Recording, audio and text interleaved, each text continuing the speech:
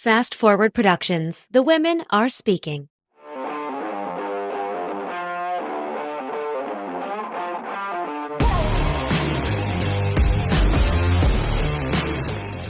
Hi guys, welcome back to the Unfiltered Entrepreneur by Team AP. I'm your host, Ashley Pollard, and today we are talking about an actual subject I cannot stop talking about, which is utilizing your time as an asset of your business. And I think that something we forget is that just because we don't see the money leaving our bank account does not mean that there's not a loss of money from us doing work we shouldn't be doing.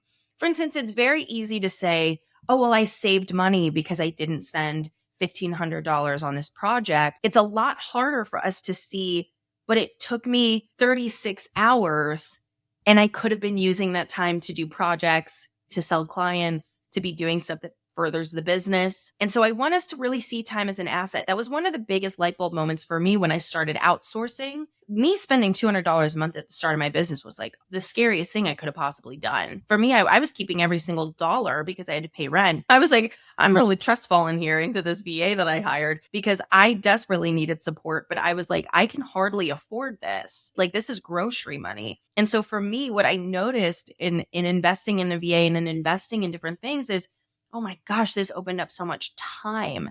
Now I'm able to do this. I'm able to do this. And it helped me book clients. It helped me stay super focused. So that was when I realized how expensive my time was. And something in running Dial Zero Marketing, something in running Team AP Consulting, even me time, and in running these businesses, I really only can be involved where is absolutely necessary. And that does not mean that I am working minimally. I am still working so much and I'm doing very little of the work. I'm only doing what is absolutely required by me and I'm slammed. And it's not because I'm running multiple businesses. It's because when you start stepping into running the business, responsibilities, you start to realize there's a whole world of things that require you that you didn't notice because you hadn't stepped into that world yet. What I want us to think about today is thinking about our time as money. I want us to think about how to calculate that number so that you can understand the potential loss of sales in that time frame. I also want us to shift the way that we view our time and the way that we organize our time. And then finally, I want to talk about different outsourcing opportunities that maybe you're not thinking about. The first thing that I want to talk about is understanding the financial value of your time. Now, there's many ways that people can tell you to do this. You're listening to the Team AP way. If someone else has a different way, kudos to them. You know what I mean? Listen to both of them, pick one that you like, or merge them together and make your own. So for me, the way that I value my time, and what I mean by that is not personally as a value, but how I put a dollar amount on it, is with a very simple equation. This is a pretty tried and true standard of calculating time in that financial equation. Think of the salary of this job and not what you're paying yourself today. If you're like, I'm only paying myself $1,500 a month. But truly, like, what is the salary of someone running a business? Let's say it's 100,000, 150,000. Let's say it's 200,000. What is the salary that someone should get paid for this kind of work? Or if you don't have an agency and you don't have a team underneath you, what would be your salary that you want to hit this year? Maybe it's 75,000. Maybe it's 200,000. Maybe it's 45,000. There's no shame. But what is that salary you want to hit? Let's say it's, 75,000. I won't be able to do quick math on this call right now, but let's say it's 75,000. Great. Now, let's say in your business, you want to take 2 weeks off every year. Maybe you want to take a month. Maybe you want to take 2 full months, whatever it is. I would like to take a week off per quarter. So for me, that means that of 52 weeks in a year, I will be working 48 weeks. So now we have that 75,000 divided by 48 weeks. If you want to take 3 months off, calculate the 12 to 13 weeks. If you want to take 1 week off, calculate it to subtract by 1 week, et cetera, et cetera. For me, it would land at 48 weeks. So now we do 75,000 divided by that 48 weeks. We have our weekly rate. Divide that by 40 hours. I know you don't work 40 hours. That's not the point. Divide that by 40 hours. And now you get your hourly rate. Now, this is where I believe that hourly rate is skewed because that's a working rate that doesn't include all of the other things that you're doing. So, and on top of the fact that you get taxed differently as an entrepreneur, I would double that rate. Now, what I typically see people land at is anywhere from like 80 to 150, sometimes up to 200, 250. And if you are really making a significant amount of money, that price may be in the 750s, 1,000, 2,000, et cetera, so on and so forth. So take a second to re-listen to that, write down that equation, and I want you to find out your hourly formula. Now that you have that hourly rate, I want you to think about, okay, I'm going to write my own sales page copy. Okay, great. So let's dive into how many hours is that going to take? Is it something you're good at? If so, great, do it. If it's something that you're new at, you're going to have to research, you're going to have to test it. Let's say it's $100 and it's going to take you like weeks to get this done. Like maybe you're chipping at it a little bit over time and it might end up taking you 40 hours all in to get the sales page done.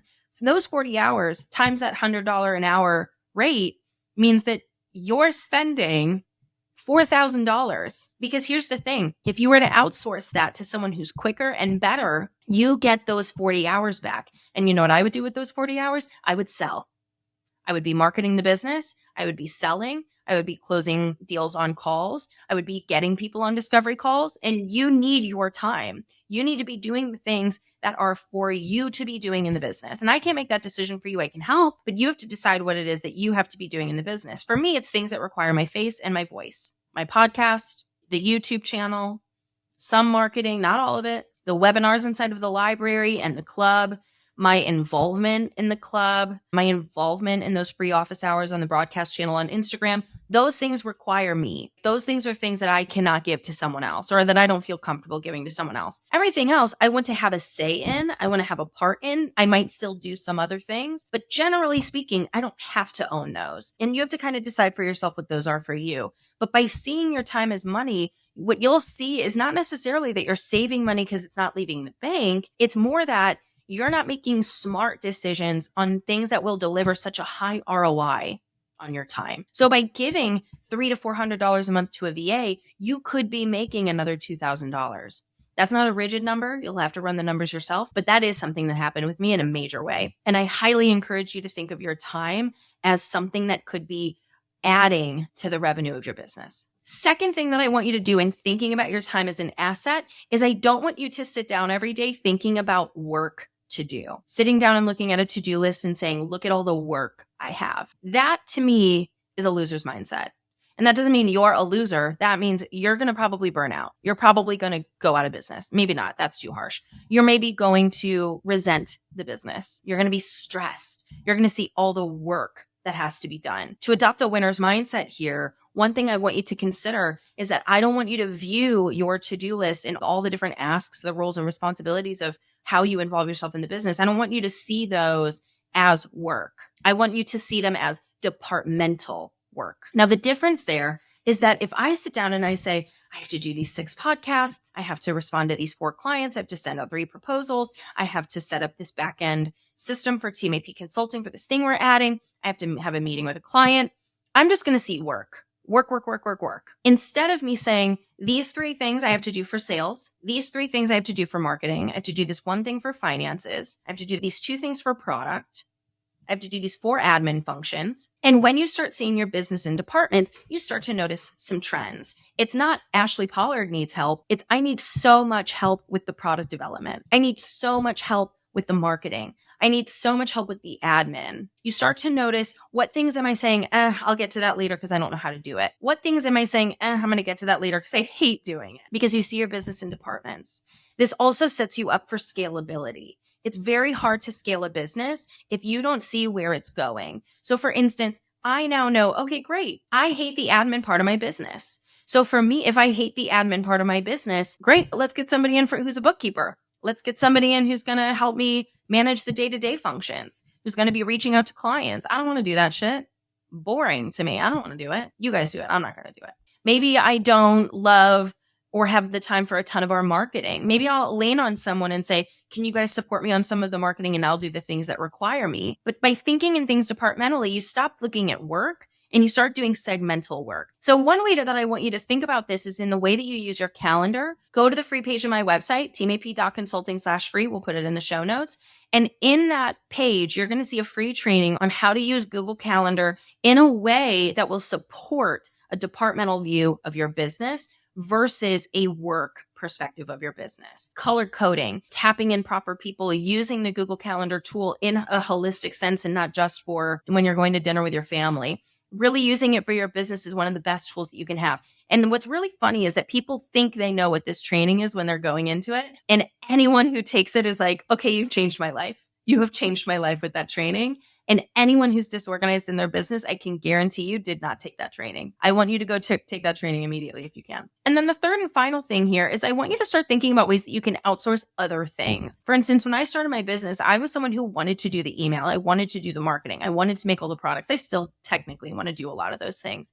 But I'm at the point where I don't necessarily have to be involved in all of it now. So with that said, at the beginning of my business, I wanted to do those things. Like outsourcing all of that stuff just sounded terrible to me. I wanted to outsource someone who could support me, but I didn't want to outsource all of that work. I didn't want to outsource all of this work that I really enjoy doing. So instead, there are ways that you could outsource your life. For instance, do you want to say, here's a screenshot of my Instacart order. I'm going to send it to you. Can you order these groceries every single Monday and give me a call in case there's something I want to add to the list? Do you want to have somebody come clean your house and do all your laundry for you?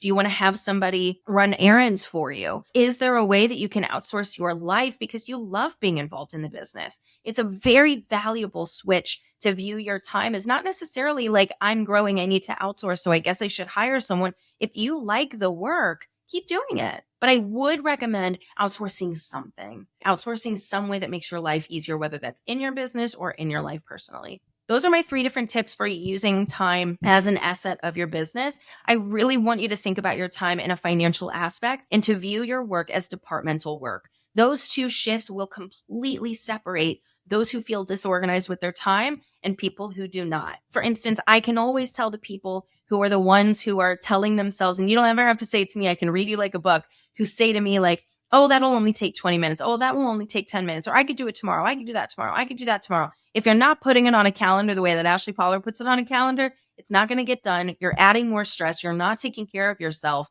And that is what I get concerned about. There is a difference between people who are just doing work willy-nilly and who are really being focused and specific about the way that they use your time, especially seeing it as the number one asset of your business. I hope this changes the way that you view your time, and I can't wait to see you on the next episode of The Unfiltered Entrepreneur.